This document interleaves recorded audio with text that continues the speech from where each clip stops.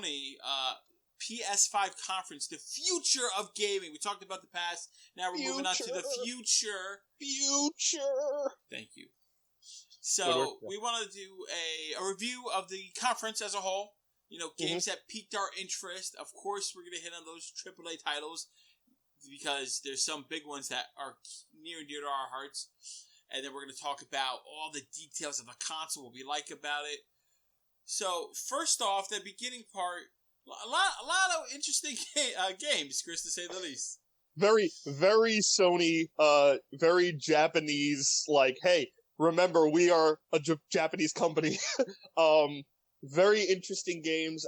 Sony is very much a, hey, like, almost like, I don't know if you see the high thought memes of, like, what about this? Like, where it's like, let's take a concept and just mix it up. Just some of it's like classic weird Sony. Like what's the game? All the graphics looked amazing. The cat game. Yeah, Stray. There it is. Stray. The game. Stray, the cat game with robots. Yeah, makes sense. But like in my mind, I'm like, it's kind of genius because there's a lot of people who really like cats to the extent of like, yeah, I'll buy this cat game because it's got cats in it. Like, it's weird, but I gotta say at the beginning, when the CEO came out of Sony America. And just started kind of the flow of gaming. Like, the graphics are insane. And I feel like I say that every generation, and I probably do. Yeah.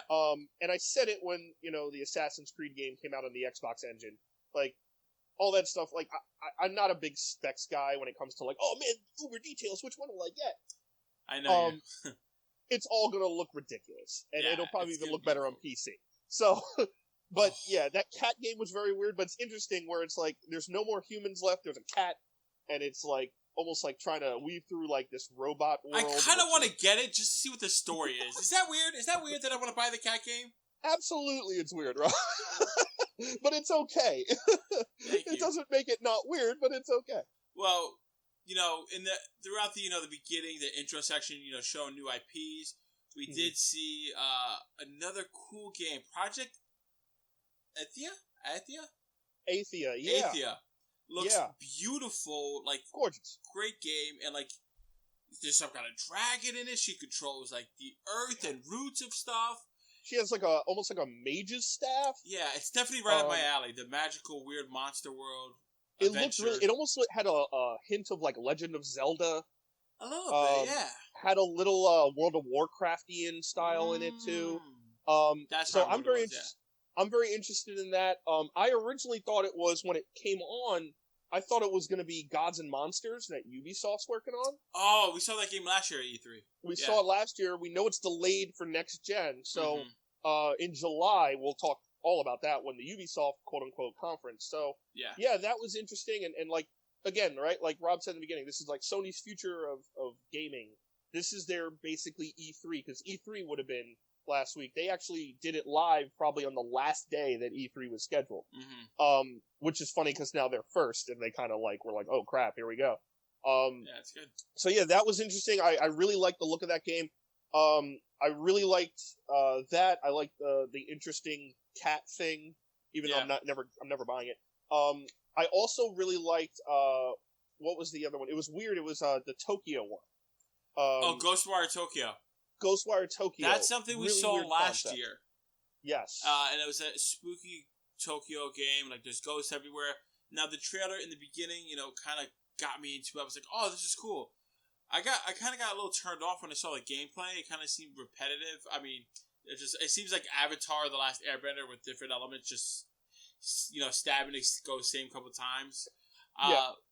I need to see more before I know I'm going to pick that up. We also saw another game that was teased last year, Deathloop, still piquing my interest, if you will.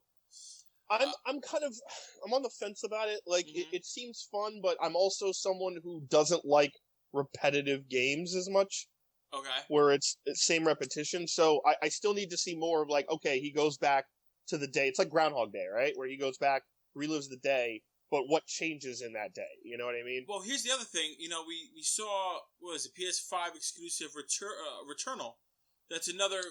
Returnal, that's right. right. Yeah, same concept. It's more of a sci-fi horror-esque game.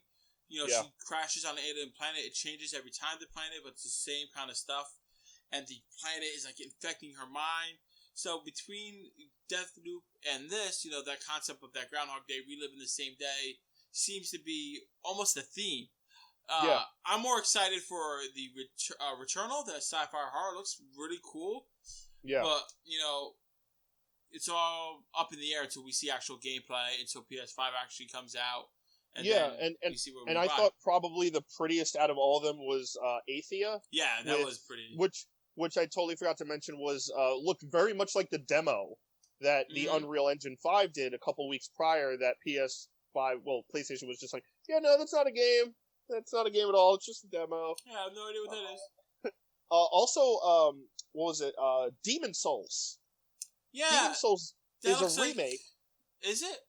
It's a remake, yeah, and those graphics look ridiculous. It almost looked very like Lord of the Rings, almost like medieval, like dragons. Yeah, like looks like a Dark Soul, like a twist on Dark Soul. Yeah, so that was cool. I don't know if I'm going to get that. I want to see more. Yeah, I do want to see more, and I think a lot of this for like those type of titles are like, hey, cool trailer. Here's what we're working on. Like there was a lot of 2021 dates, which is already terrifying to think about. But a lot of 2021 dates, even there was, I think, 1 or 2 2022 dates in this conference. Remember, everything got delayed because of COVID. Everything got delayed because of COVID, except more Grand Theft Auto, which Rocksteady is I don't know if you saw the meme or the gif of Mr. Krabs when he's getting all the jellyfish jelly and he's just squeezing every inch out of Grand Theft Auto. They're like, they won't make a new one, but we'll squeeze every inch out of GTA. Just like Skyrim. Like, I've seen the meme. If I can find it before this airs, it'll appear right here. But it's like, new console come out, and then like a bunch of people like this, and it's Skyrim, Minecraft, and GTA. New console, here we coming. Always, every time. But so that was funny how they started off with that, and I'm like, really? Still, all right. It has a huge fan base, and huge game. Like people still play it every day. Like still active gamers playing that game is mind-boggling. But moving on, they announced a couple of sequel games too, right? Yes, they did. So they showed a Hitman 3, which comes out in January 2021. Looks gorgeous. Looks beautiful. Gorgeous. I never thought we were going to get another one. And it's in Dubai too, so they're going nuts with those engines and the buildings and the light and the directions and all that stuff. Looks ridiculous. Another NBA game, NBA 2K21. In case you didn't get the 20, 19, 18, 17, and all the other same games. Hey, I'm my only sports game was really Madden. Back in the day, but I gotta say that those graphics, like I've been saying it, they're insane. That Zion Williamson, like quick, 15-second trailer is ridiculous. Like the beads of sweat, the movement is so much more human now. It's gonna get to a point where you play actual people.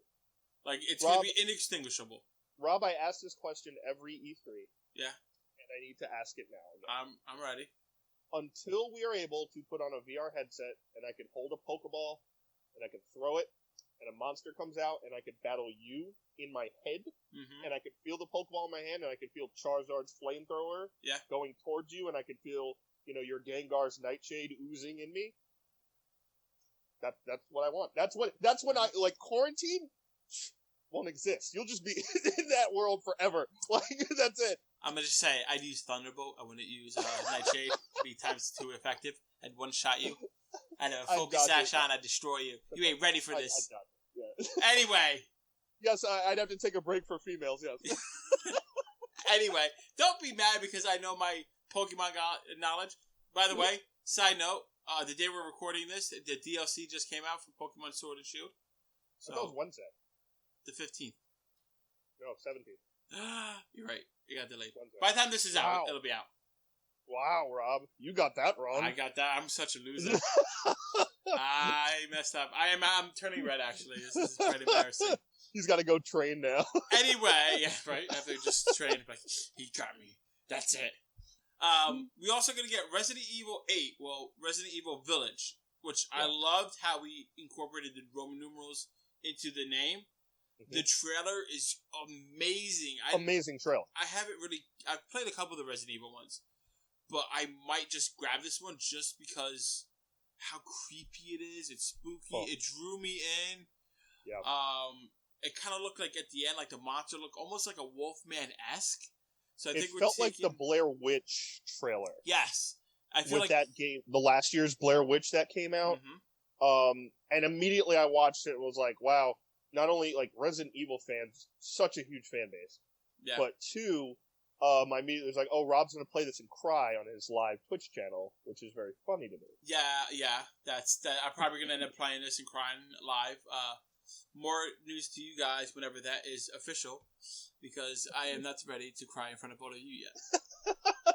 But it looked absolutely, as a trailer, it looked probably for me top like 5 trailer they showed of like just how completely ridiculously real it looked.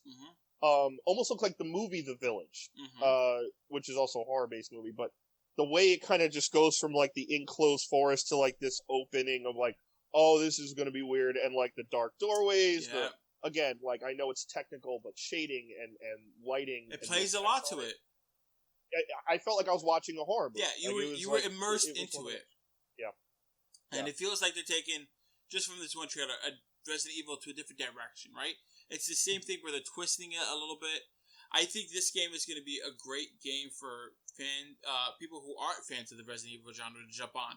Like, I am very seriously considering buying this out of everything so far until we get to the other games. Like, to everything. Yeah, right?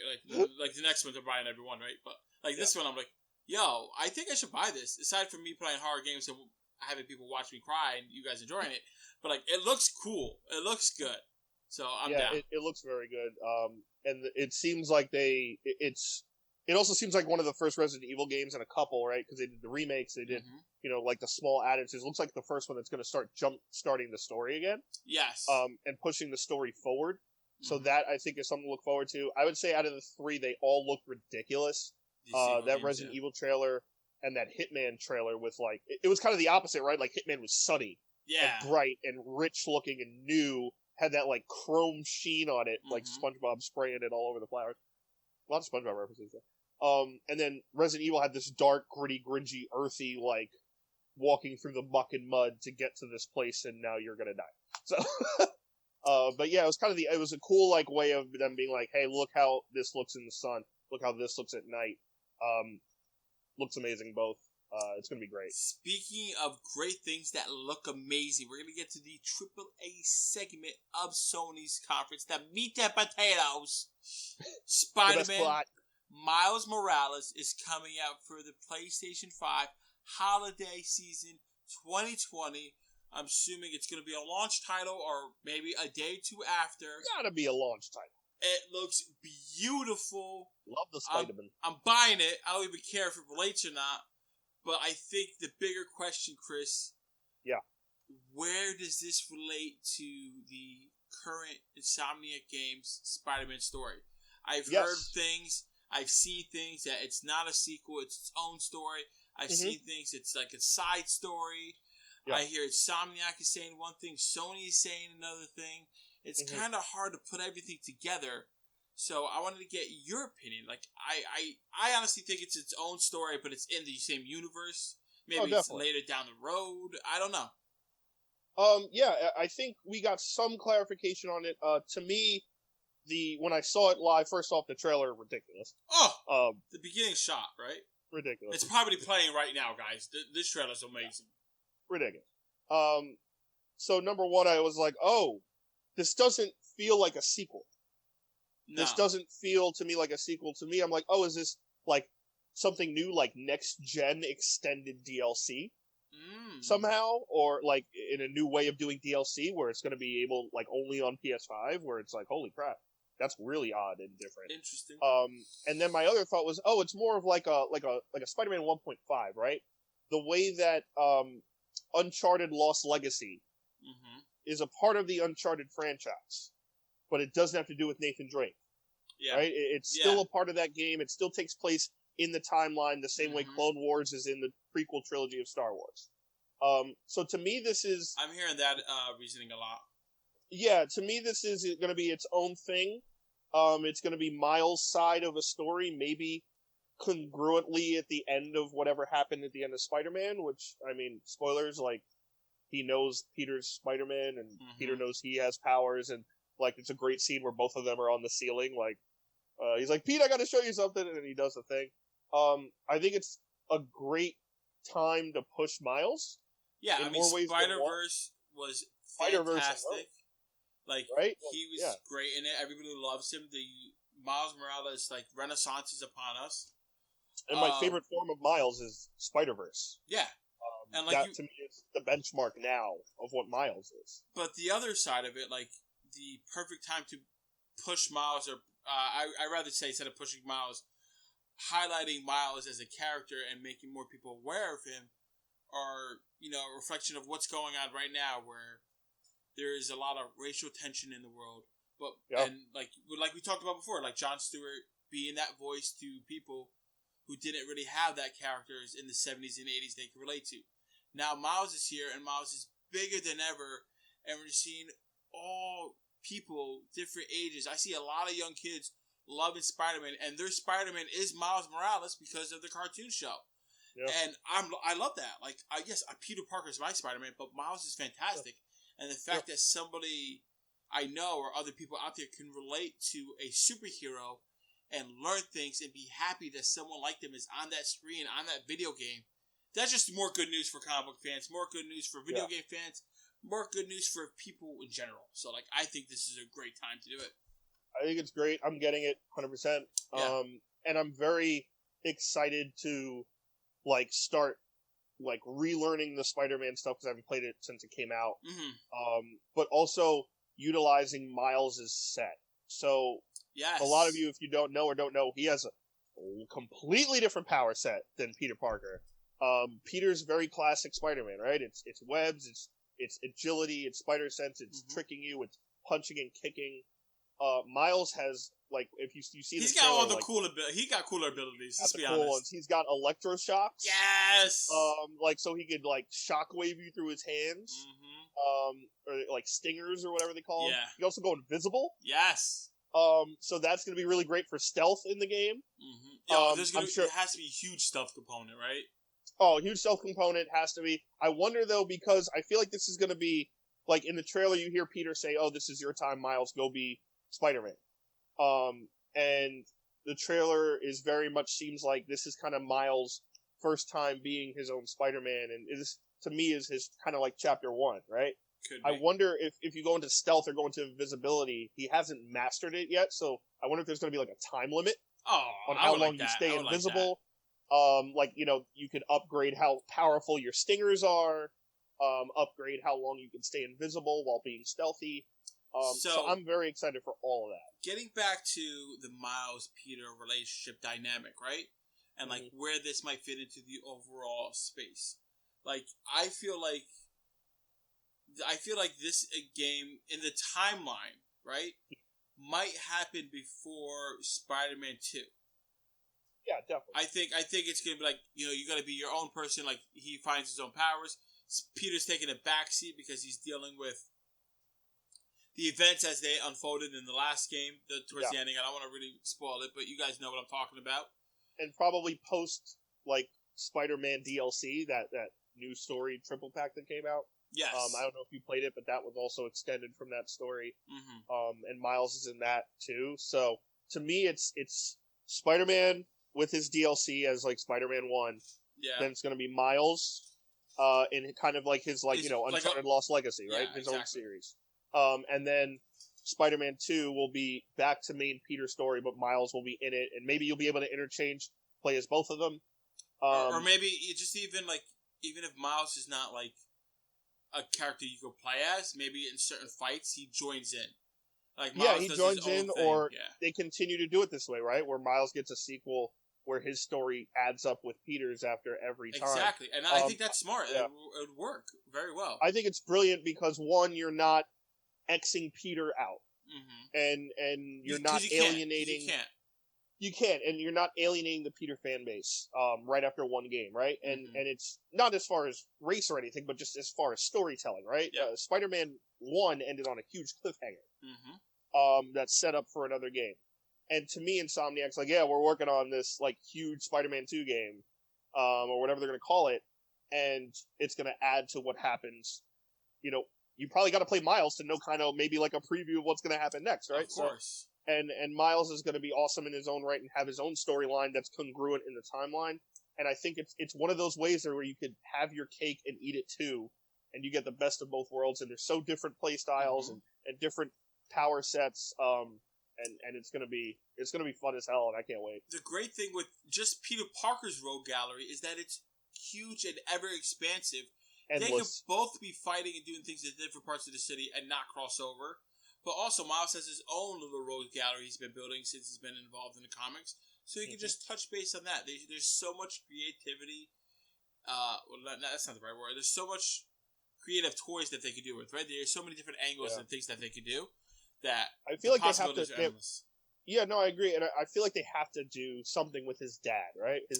In the game, obviously, spoiler if you haven't played, it's been like 2-3 years, but his dad dies during an attack by Mr. Negative in New York City.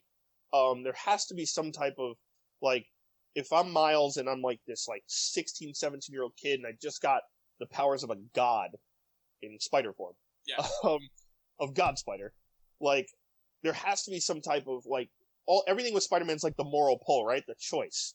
Do I save one person to, that I love to not save millions of people? Do I save the millions of people and let the one person I love go?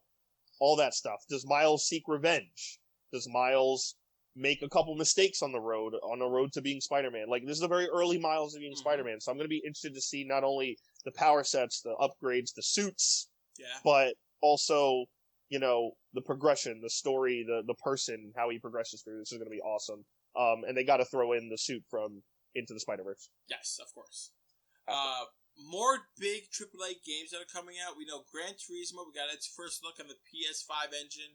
Wow. And I did not think I was a car man. I did not think that I wanted to be in a relationship with a car. But I think I might after watching this trailer. It was just beautiful.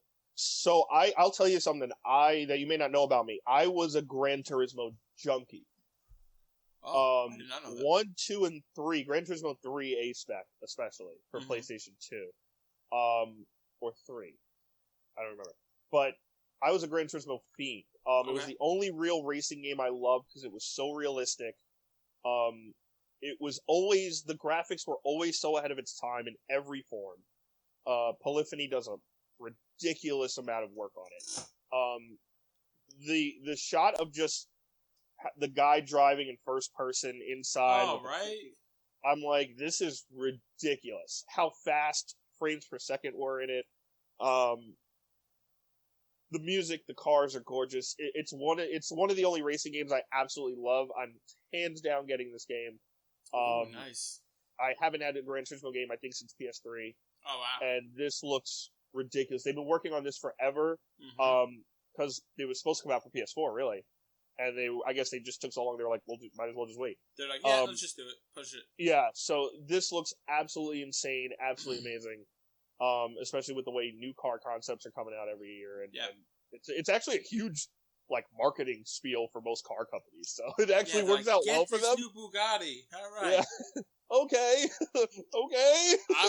If I'm playing this game because I want to drive one, I'm going to buy one.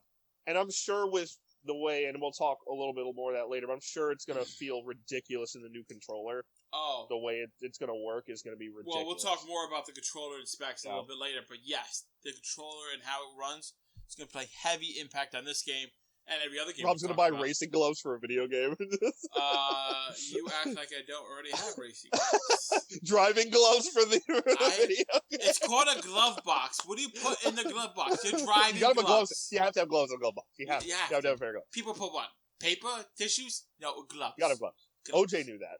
Ooh. Like the juice? The juice, he man. was also known as the He had a lot of gloves in the glove box. Yeah. Anyway, let's transition away from that. So I'm a little happier. So, Ratchet and Clank is getting a new game. Ratchet and Clank ripped apart for PlayStation 5, and this is not a remake. This is a new piece in the game, right? Like, technically, the first game was essentially a reboot, a retelling of the original story as we know it, but it continued on in the story. But it was a great jumping out point. This is a new game from the Ratchet and Clank universe. Like, they're jumping through portals, a lot of moving parts. The worlds look fantastic. I can't wait for the guns. But the biggest thing that shocked me, Clank gets separated at the end of that trailer. Yeah! And then we see a female Wombat, right? We see a female Ratchet. Yep. Maybe she's a Socket, or maybe she's a Lug Wrench, or whatever cool name they want to give her. Monkey Wrench! Yes. And I was like, oh, that's awesome. That's something that, She's the 10mm lug nut you can never find. That's always missing from the toolbox. Always missing. Oh, there she is. It's 10mm. So, like, I'm guessing we might play as her at some points, play as Ratchet. Like, this whole game and this whole franchise has been revitalized from that last game, and now in this one, I'm even more hyped. I'm buying this 100%. Not only for me, my fiance plays it, she loves it, but, like, I want to know more of the story. I want to see what's going on. Like, there was dragons, there was pirates, there was, like, everything you could think of. It just looks like ridiculous amounts of, like, happiness and fun. Yes. To me, it's like almost like the Super Mario Sony's like library at this point, right? Like, it's getting to be that level, yeah.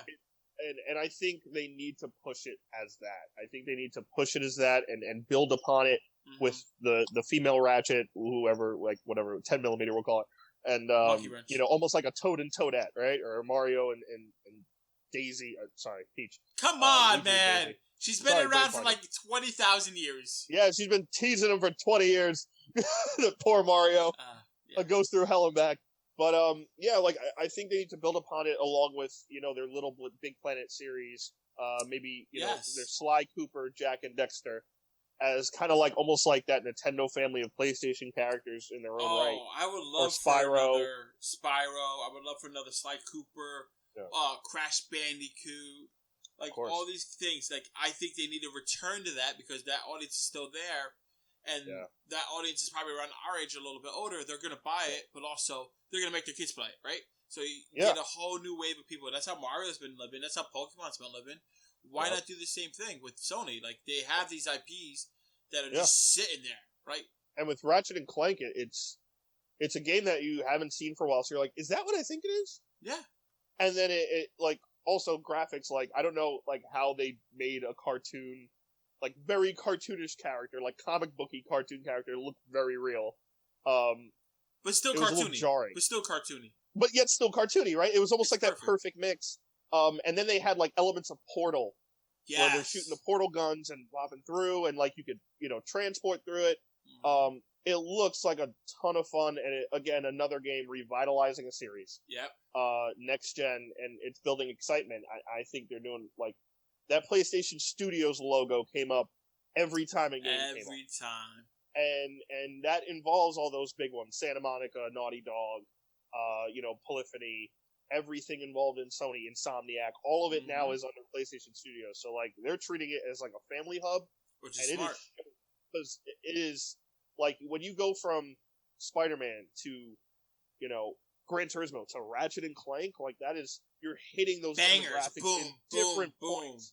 But you're also, like, dinger, and it's knocking it out the park. So that's crazy good news for them. Speaking of another one knocking out the park, Chris, they released Horizon Forbidden West. Now, before I get into how beautiful and amazing this game looks, best trailer to me, best trailer. I haven't played the first one. I don't know why it passed me up, but now that I've seen this one, I'm my god! I already ordered it and bought it on Amazon. like the other game's coming, I have to get it. I have to play it, and this game, it looks beautiful, just like these scenes with the organic, with the stark contrast of the robotics working hand in hand together, and like the robotic alligator you see like floating above her head, and all this other stuff. Like, it drew me in so hard, and it looks so beautiful. This might be one of my favorite trailers. It's not my favorite because I'm a sucker for Ratchet and Clank and Spider-Man. But looks-wise, this is probably the best-looking one. I'll give you that. I would say 100%. Yeah, if you had to break it down looks-wise. Like looks-wise, it's ridiculous. Like, when it came on and it's just that shot over the water, I'm like, oh, is Sony, like, promoting a movie? Right, it felt like a movie. I was like, is this Pirates of the Caribbean? Like, what are we doing here? They're rebooting that series, by the way. They are rebooting the series. With Johnny Depp, and I'm happy about it. Damn straight. And so, like, it goes into this, like, dystopian, almost very... It's a mix of... It's post-apocalyptic, but not in a dark zombie way. Yes, right? Its technology got so advanced, it combined with bioorganics, in a way. And there's almost like old school, like almost like Native American tribes living in certain sectors. And it's a mix of old technology and very future technology. Yes. It's a crazy concept that just works. And this being their big title, didn't get a release date, so I don't think it's going to be... it's 2022. Gotta be 2022. Wait, when did Horizon Zero Dawn come out? 18? I think it was like 2017, I think. 17? Or 18. Yeah, it's been a while. So this might be 21, 22. There's like a Game of the Year edition of it, or like a Greatest Hits edition of it, so it's pretty old. Oh yeah, it's pretty old. Yeah, it was before Spider-Man, definitely. So, but yeah, no, probably my favorite trailer of the entire thing, along with Spider-Man. 2017, you're right, early 2017 too. So, like, I'm excited. I'm also very happy that franchise is now continuing as a major Sony IP, right? Like, Sony lives off of its IPs, as we know. Its major characters, its storylines, the IPs it gets not only from Japan, like your used to be Kingdom Hearts, Final Fantasy, and all these major IPs from Japan, as well as the US, like your God of Wars, which I was really hoping to see. We would have... This whole thing would have been just God of War. That's all. I would have cried. I would have been so happy. But yeah, no, I'm not complaining at all about what we got. And for them to end the gaming portion of this conference with Horizon, not only saying we are putting all the monies, all the people, all the storytellers behind this, because this is our not only newest IP that we want to build upon, but this is our new female IP that we're going to build upon. So she's as big as the Nathan Drakes, and she's as big as the Lara Kratos. I want her to be bigger than Lara Croft, or the same level. Like, she needs to get... I mean, on Sony, it might be, right? Like, depending on how big that game that comes out, it looks beautiful. I can't wait to see the upgrades to the new animals. And the new stuff, because a lot of it's, like, capturing animals that are, like, they're technologically meant to, like, destroy stuff or kill stuff, and turning them to help you, so you can ride, like, you see her kind of riding that, like, horse thing. Yeah. Or, like, the bull in the first one. So, like, some of the new stuff with that is going to be ridiculous. Sure. I'm excited for it, man. It's going to be awesome. Alright, now we're going to talk about some of the details, guys, of the console. PlayStation 5 details here. So, first, we touched upon a little bit the controller, right? We're going to feel it. So instead of like the DualShock that we used to, just the rumbling, they've introduced something called DualSense 5, right? So what that is, it's going to be haptic feedback. So it's going to be a little bit different feedback when you're playing it. So you're going to be able to feel the difference between like throwing a football, getting tackled, falling to the ground. Like each action is going to feel a little different in your hand instead of just the regular generic rumbling. So that's going to be even more immersive. So in these games like Horizon Forbidden West and like, some of these like Resident Evil Village, when you really want to get immersed into the game, all the different rumbles of like you stepping on grass and walking on it, you're going to be able to feel it. Sony's put a lot of time and energy into the controllers, saying, hey, maybe a mouse and keyboard might be cool and all to do all this kind of stuff, but if you want to feel the game, if you want to really feel the game and be in the game, you want to get a console to put that stuff in your hands. And that's key. I was impressed. I was very impressed that that was even possible, right? How much technology and time they would have to put into that, and coding alone. I got lost. It's awesome. Yeah, it's awesome. And what you said right there is key, right? Like, there are so many people who have transferred from consoles to PCs because they're like, "Hey, if I'm going to put the money into this, I might as well just buy a PC. I don't have to buy a console really like all the time and next gen this and next gen that and new IP here and there. But if you want that feeling, and what's getting me the most for this new DualSense is the trigger features. So they're saying, like when you pull, in Resident Evil, if you're gonna pull a gun, every gun is different based on the gun that you have. A pistol's not gonna feel the same way a shotgun or a AK does. You're gonna feel like almost like a recoil with the trigger, right? And there's gonna be different tensions. Same thing with drawing a bow and arrow. So in Horizon, when you're drawing a bow and arrow, you're gonna feel that like pullback strain and that resistance band in there. So that stuff is ridiculous, especially if you think about where games are right now to what that's going to be.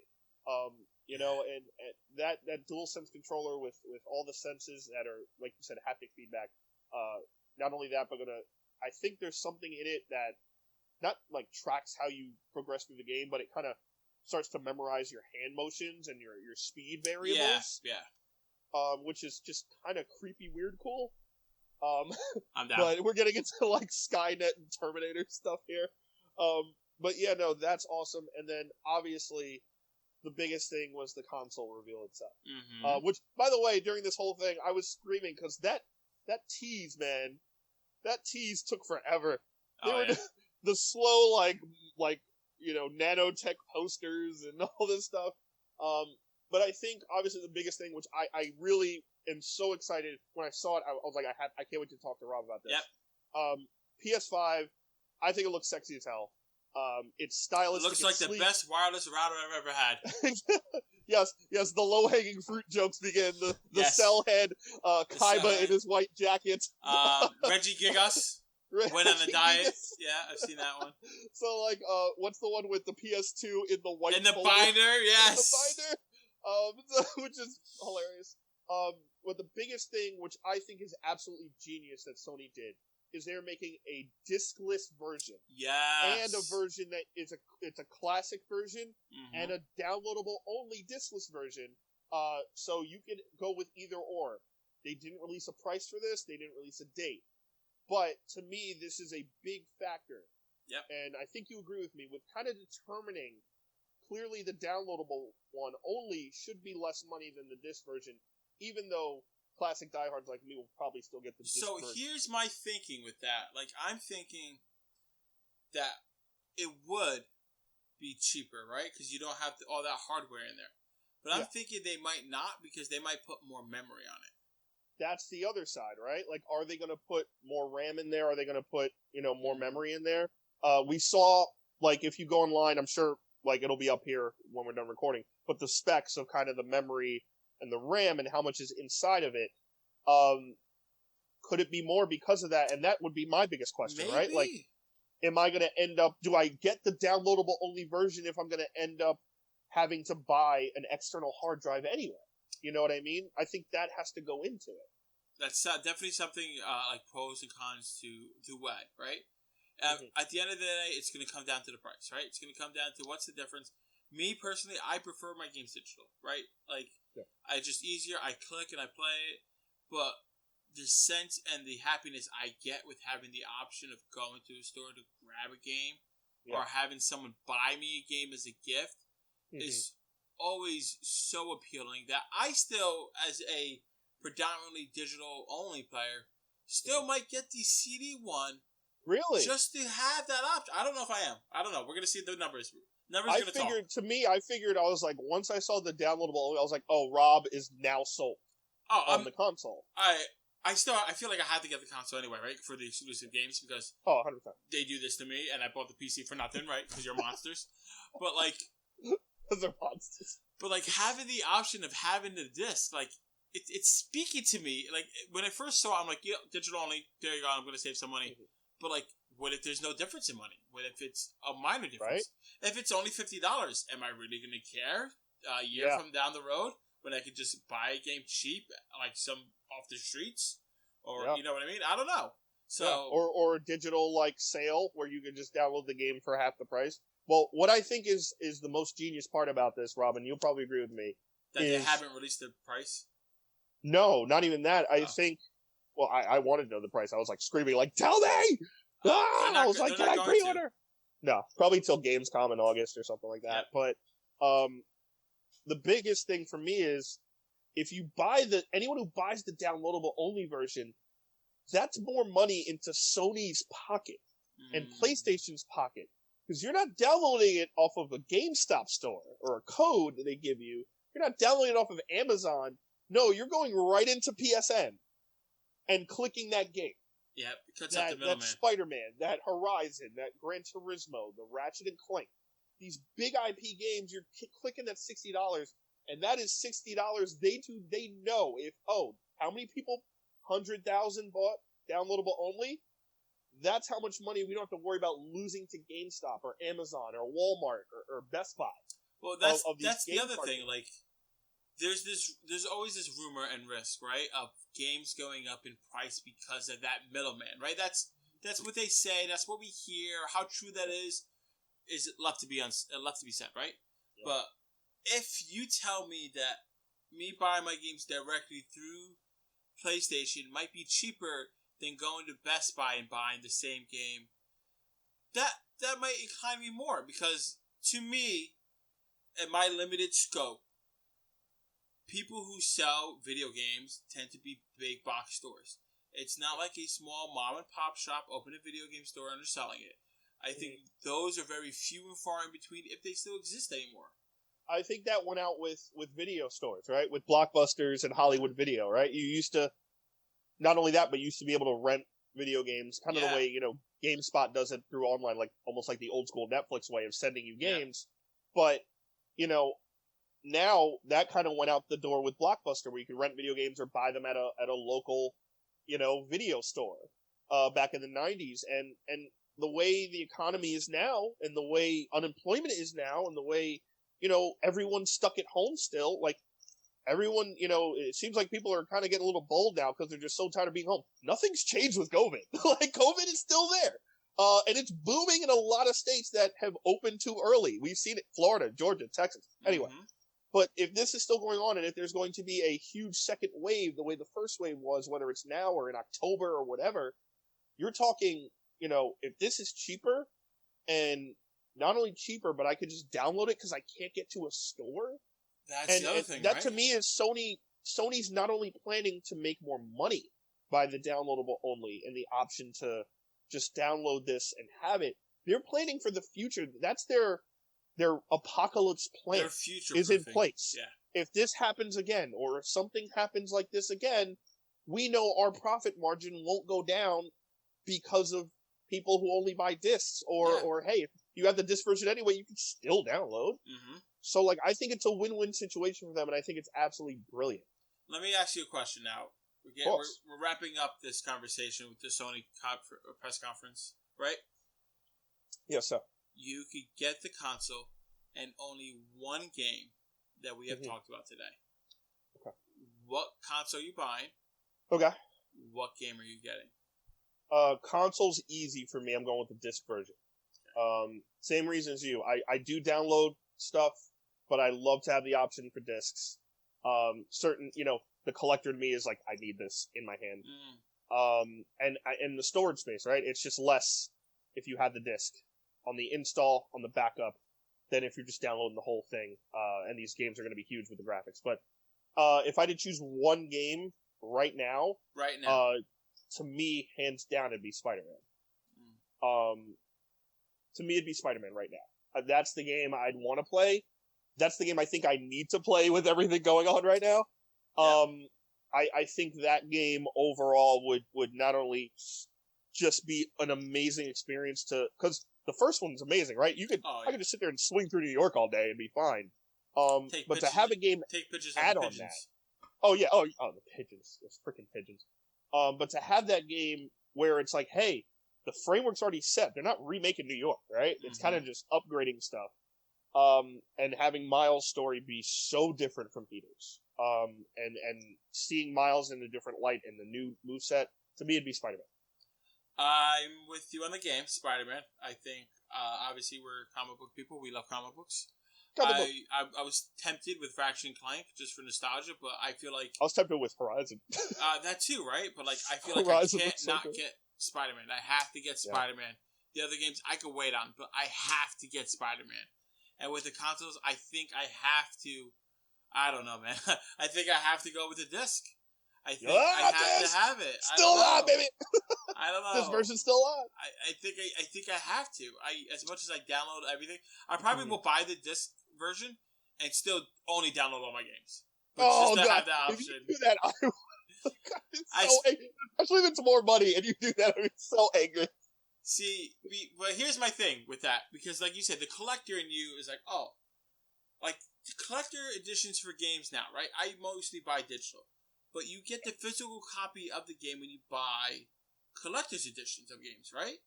So if it becomes to a factor like, oh, Spider-Man Miles Morales has a collector's edition, you get a statue, you get some cool trinkets, cool, you get all this stuff. Is there a digital only version where you get all that stuff too? Or is it still only the hard disk and you get all this stuff? So that's why I'm like, okay, if it's the traditional, you only get it with the disc, then I feel like I need to get the disc one, so that way I have my cake and eat it too. Otherwise, I won't be able to get all the cool stuff, and I'm not going to buy the game twice. One to have digital, and then one to get all the cool stuff. You know what I mean? So I think I have to. To me, it's I love the disc. I love the sound of it gearing up. I love the installation sound. I love all that. I do download as well. Especially now in quarantine, I've downloaded basically everything that I've gotten recently. You're talking about video games, right? Yes, of course. Okay. I still go to the store and buy the disc. All right, some people might be thinking, no, video games. Downloading other things. No, I don't download. Time in quarantine. No, I don't download. So yeah, if I download games, especially recently, I'm downloading it. Last of Us 2 is coming out at the end of this eventually. Week. Yeah, the end of this week. It's gotten 10s across the board. It is a game I cannot wait to play, but I pre-ordered it, the disc version, because that's a game I want to have in my hand. Even though I know day one I can just hit download, let it download, and play it. I want to have it in my hand, even if it takes a day or two to get here. So, because I love that story so much, and I'm so excited for the second part. But my question to you is, because, especially with Spider-Man, because this Miles Morales game seems like a smaller game, it's probably not going to be as big as Spider-Man 1. We don't know. It might be, but it seems like it's going to be more like, hey, this is the story, not as many side missions, like, overall. Oh, okay. Yeah, probably cut down on side missions, yeah. Probably cut down on side missions, focus more on the story and upgrading Miles and collectibles and powers and suits. Is this game cheaper than a regular price game? Is this game a $40 game instead of a $60 game, a $50 game instead of $60? These games might be more expensive than the $60. That's the other question. There's no way this Spider-Man's going to be $40. Nothing we talked about here today, except maybe the Cat Robot game, is going to be under $60, right? The Cat Robot game? I think this game is probably going to be just as big as Spider-Man, if not bigger, because they have to. They have to go bigger, right? They have to do more stuff. I think they'll go bigger with look and scope and certain things. I don't think it's going to be, like, I don't know. When I saw the trailer, it didn't feel to me like a full game. To me, it feels like a complete own game. Again, just like Uncharted Lost Legacy. So this doesn't feel like the scope of the Spider-Man game. This is also the first trailer, like the very introduction of this. This is an introduction trailer, not even a gameplay trailer, not even a story trailer. Like, oh, we're making this game. That's all we have, right? It's a minute, something long. Like, it's going to feel like that until we get more of a trailer, and then maybe our minds will change. Yeah. Now, to answer your question, do I think these games are going to be more money? I think that's why they haven't released the price of the console yet. Ooh. I still think they're crunching the numbers to try to figure out if they can leave it at $60 and whatever price point they have. I think they're going to have to. No, they don't have to. I think they have to, because I think COVID changed everything. With or without it. I think COVID changed everything. I don't think you could have the same, regardless if you're in a boardroom or a meeting center or wherever, I don't think you could have the same conversations as like, all right, this is the date, this is how much it's going to cost, we'll put it out there, right? Like, now it's like, hey, got like a 22 to 28% unemployment rate here. We have a possible economic crisis on our hands. I don't know if we can raise games to 75. Maybe. I don't think we could raise, consoles to $800 for a console. Hopefully not. I don't know if you saw the GIF of it was question, how much will the PlayStation 5? And Sony, it's like the dude in the car, like just closing the door laughing. Because that's what it feels like.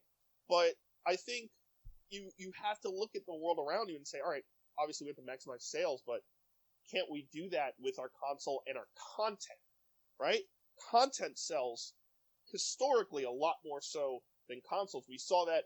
That's why Xbox 360 was like the console of that generation. Because PS3 was $600 when it came out, and they had a couple of really good games, but Xbox 360 was like $250 and had Halo and Fable and, Gears and all these massive game titles. And then we saw that kind of shift for PS4 and Xbox One. So, I don't know if they could raise the games themselves anymore, because $60 is still pretty steep. But maybe with the graphics and everything that goes into it. But I don't know. I still think, to me right now, the console is going to be at 500. It's my guess. I'm standing firm at 600. It's too much. There's no way it's not going to be 600. I think 600 is a bad taste for Sony, because they released PS3 at that amount and it bombed in the beginning because of the price point. And the number 6 for them is just an unlucky number now. Well, I think it's going to be 5, or it's going to be 550, and the other version is going to be 5. Maybe. Well, guys, that wraps up this episode of the Jersey Comic Crew. Thank you so much for staying in. Let us know in the comments below what you think the price is for PlayStation 5 is. Do you think it's 500? Do you think it's 600, 7, 8, 1,000? Let us Please know. So let's stop at $400. No more. Let's just stop saying numbers. Yes, let us know what you think it is and what game you're most excited for. Is it one of the games that we have talked about? Maybe it's a game that hasn't been released yet, and you want to say, "Hey, I can't wait for this game to come out." Keep really the quick, conversation going. Yes, I wanted to see God of War and I want to see Assassin's Creed too again. I think it's too soon. I want to see Assassin's Creed on the PS5 engine. I don't think you're ready for it. But it's going to be on Ubisoft.